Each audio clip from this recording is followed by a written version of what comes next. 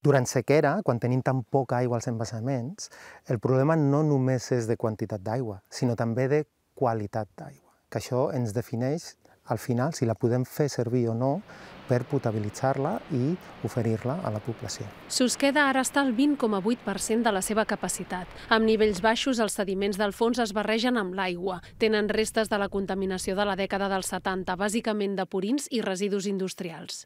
2 cops per setmana, tècnics d'Aigües Ter Llobregat mesuren els nivells d'amoni de l'embassament de Susqueda, un compost químic que en concentracions elevades pot ser tòxic, especialment per la fauna aquàtica. El que controla bàsicament la toxicitat d'aquesta forma de nitrogen és el pH. Si ens puja molt el pH, pot esdevenir amoníac. De Sau i Susqueda, els tècnics porten les mostres d'aigua a la potabilitzadora del Ter, a Cardedeu. Aquí calibren el nivell d'amoni.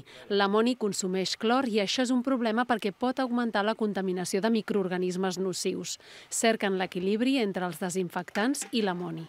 Hem aconseguit arribar fins a l'1% amb aigua amb bona qualitat passant-la cap a Susqueda. Què hagués passat si amb el 18%, 20% de l'aigua se'ns hagués fet molt bé? Haguéssim perdut un volum d'aigua essencial i ara potser estaríem en restriccions a Barcelona.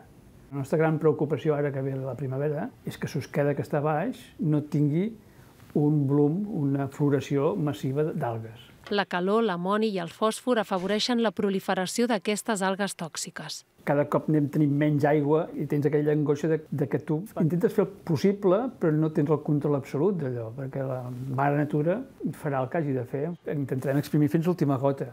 Georgina Pujol, TV3, Susqueda.